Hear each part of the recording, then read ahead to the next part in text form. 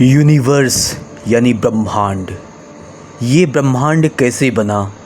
इस ब्रह्मांड में ब्रह्मांड से भी बड़ा कुछ हो सकता है क्या? इस ब्रह्मांड का लगातार विस्तार हो रहा है क्या? फ्यूचर में मानव सभ्यता इस ब्रह्मांड के बॉर्डर को क्रॉस कर सकती है? किस स्पीड से ये ब्रह्मांड एक्सपेंड हो रहा है? इस ब्रह्मांड की मैक्सिमम साइज़ क्या हो सकती है? क्या इस ब्रह्मांड के बाहर और भी ब्रह्मांड हो सकते हैं? क्या लाइट की स्पीड से भी तेज़ कोई और ऑब्जेक्ट भाग सकता है? तो आइए इन कुछ सवालों के जवाब हम ढूंढते हैं। नमस्कार दोस्तों, मैं जितेंद्र। आज हम साइंस की स्पेस एंड रिसर्च सीरीज में हम यूनिवर्स के बारे में जानेंगे। हमारा यूनिवर्स इतना विशाल है कि शायद हम इसकी कल्पना भी नहीं कर सकते।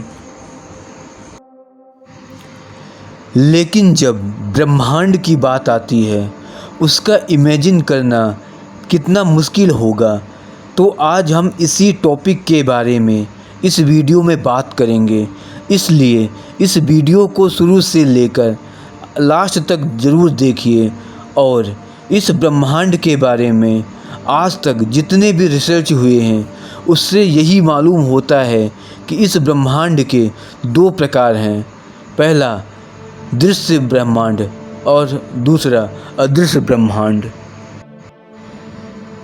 दृश्य ब्रह्मांड वो है जिसे हम देख सकते हैं और उसकी उत्पत्ति बिग बैंग से हुई, जिसमें हमारी पृथ्वी, सभी ग्रह, हमारा सौरमंडल, गैलेक्सी, तारे, सूर्य, आकाशगंगाएं, निहारिकाएं, प्रकाश, गति, ऊर्जा, इस सब का समावेश होता है, जो हम देख सकते हैं, महसूस कर सकते हैं लाइट की वजह से।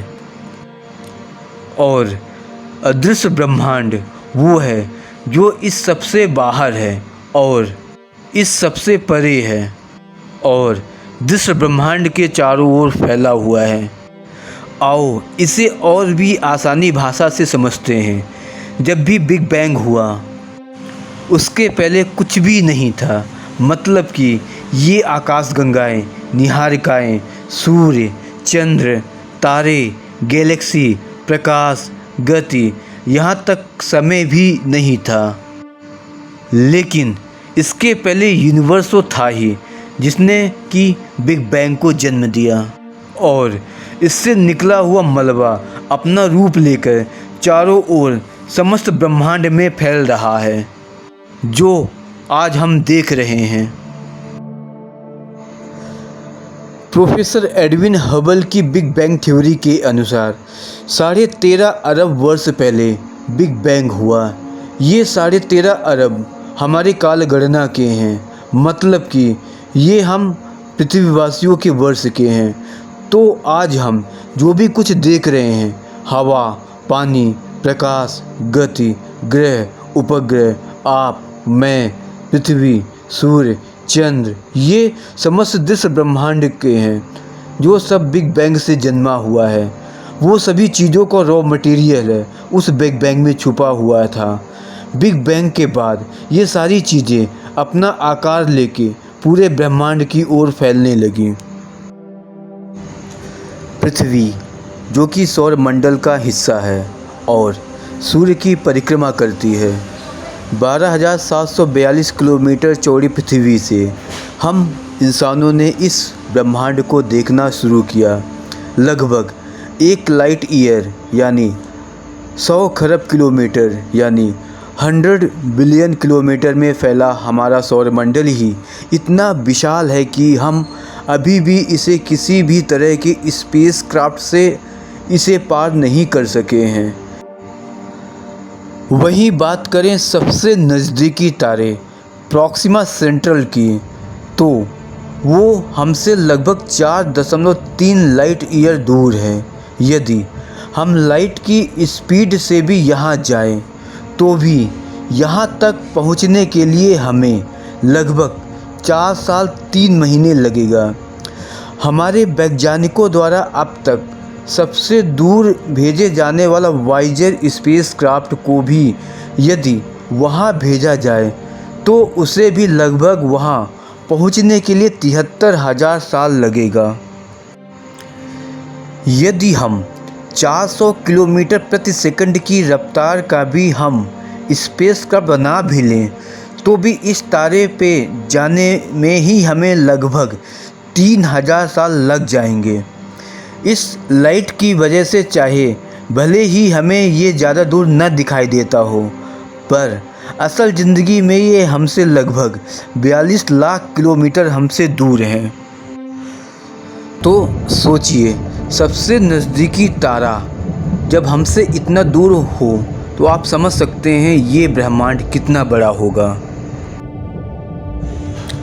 अब ब्रह्मांड में प्रकाश की गति इनफाइनाइट मानी जाती है, मतलब कि इस गति से तेज कोई भी भौतिकी कण या खुद प्रकाश भी नहीं भाग सकता, और प्रकाश की गति 1 सेकंड में लगभग 3 लाख किलोमीटर है, और इस रफ्तार से प्रकाश 1 साल में जितनी दूरी तय करता है उसे 1 प्रकाश वर्ष कहा जाता है। तो ये सारे भौतिकी वस्तुएं जो ब्रह्मांड में फैली हुई हैं वो प्रकाश की गति से तेज नहीं फैली होंगी। तो हमारे ब्रह्मांड की उत्पत्ति 13.5 अरब वर्ष पहले हुई थी, इसलिए ये सारी वस्तुएं अब तक 13.5 अरब प्रकाश वर्ष के दायरे में ही फैली होंगी, इससे आगे नहीं गई होंगी। खुद प्रकाश भी 13.5 अरब प्रकाश वर्ष के दूर तक ही मौजूद है। तो फिर उसके बाद क्या? तो उसे ही दोस्तों हम अदृश्य ब्रह्मांड कहते हैं। उसके आगे क्या है आज तक हम नहीं देख पाए हैं, क्योंकि जहाँ पर प्रकाश ही नहीं है वहाँ हम देख कैसे सकते हैं। हमारे शक्तिशाली टेलीस्कोप ने बहुत सालों के अध्ययन से वैज्ञानिकों ने बहुत दूर तक रोशनियों का अध्ययन किया है। हमारे वैज्ञानिकों ने दूर की निहारिकाओं का, प्रकाश का, यहाँ तक कि ब्लैक होल का भी अध्ययन कर चुके हैं। लेकिन अब तक का ये सारा अध्ययन 13.5 अरब प्रकाश वर्ष के दायरे के अंदर ही है। तो उसके बाहर क्या, वो हमारी कल्पना से परे हैं। फिर भी हम अटकलें लगा सकते हैं। हो सकता है उसके पार अनंत गहराइयाँ हो सकती है, उसके पार कहीं दूर और कुछ बिग बैंग हुए भी होंगे, और हमसे भी कई बड़े और दृश्य ब्रह्मांड भी मौजूद हों। और ये भी हो सकता है उसके पार हमारा समांतर ब्रह्मांड भी हो सकता है, और ये भी हो सकता है कि उसके पास जो भी कुछ है उसकी हम कल्पना भी ना कर सकें, क्योंकि हमारी समझ दृश्य ब्रह्मांड के दायरे में ही ख़त्म हो जाती है। यह ब्रह्मांड इतना विशाल हो सकता है, ये इतना फैल रहा है, यदि हम लाइट की स्पीड से चलने वाला स्पेसक्राफ्ट बना भी लें तब भी हम इस यूनिवर्स को क्रॉस नहीं कर सकते हैं। इस यूनिवर्स में ऐसा बॉर्डर है जिसे मानव जाति अनंत काल तक जीवित रहने पर भी पार नहीं कर सकता है। हमारी मिल्की वे गैलेक्सी और पड़ोसी गैलेक्सी रोमेडा एक ग्रुप का हिस्सा है जिसमें 50 से ज़्यादा गैलेक्सी हैं। ये सभी 54 गैलेक्सी से मिलकर एक ग्रुप का निर्माण करती है जिसे हम लोकल ग्रुप कहा जाता है।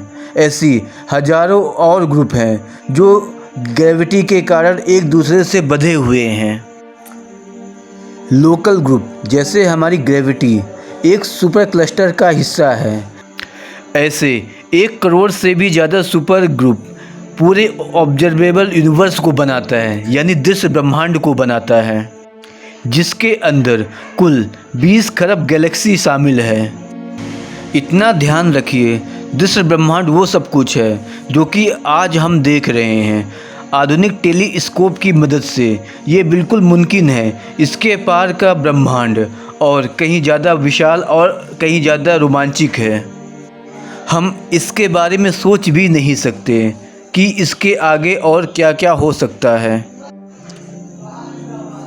क्योंकि उतनी दूर से रोशनी आज तक हमारे पृथ्वी में पहुंच ही नहीं पाई है, और शायद कभी पहुंच भी नहीं पाएगी, क्योंकि हमारे ब्रह्मांड का विस्तार हो रहा है। हमारी पृथ्वी हमारे सौर मंडल का सदस्य है। पर हमारा सौरमंडल हमारी गैलेक्सी के एक बिंदु के समान भी नहीं है। और हमारी इतनी विशाल गैलेक्सी भी इस ब्रह्मांड की चौड़ाई के सामने अदृश्य हो जाती है। तो दोस्तों, इतने बड़े विशाल ब्रह्मांड के बारे में और उसकी गहराइयों के बारे में, ब्लैक होल के बारे में, डार्क मैटर के बारे में, गति, समय और स्पेस साइज की जितनी भी रिसर्च हुए हैं, उस सब का अध्ययन हमारे आने वाले द साइंस की स्पेस एंड रिसर्च सीरीज़ के अगले वीडियो में करेंगे।